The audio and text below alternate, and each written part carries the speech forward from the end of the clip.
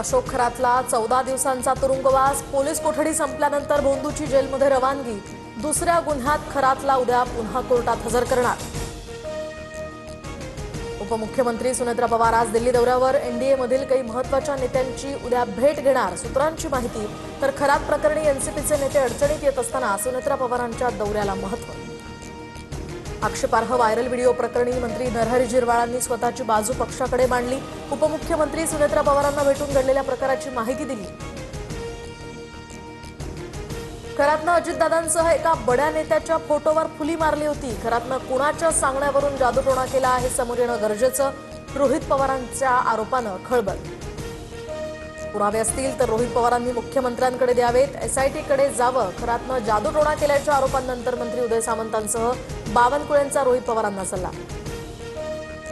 फुली मारणं म्हणजे संपवणं हा हेतू होता। संगीता तिवारींना अजित पवारांच्या घातपाताचा संशय, तर शरद पवार आणि अजित पवार एकत्र येऊ नयेत म्हणून कुणी काळी जादू करत होतं का? तृप्ती देसाईंचाही सूचक सवाल। व्यावसायिक गॅस सिलेंडरचे दर 195 रुपयांनी वाढले। आजपासून कमर्शियल सिलेंडरची दरवाढ लागू।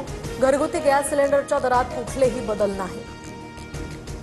इंडियन ऑइल कॉर्पोरेशननं प्रीमियम पेट्रोल आणि डिझेलचे दर वाढवले। दिल्लीमध्ये प्रीमियम पेट्रोलचे दर हे 149 वरून 160 रुपयांवर, तर प्रीमियम डिझेल हे 91.49 रुपयांवरून 92.99 रुपये प्रति लिटर।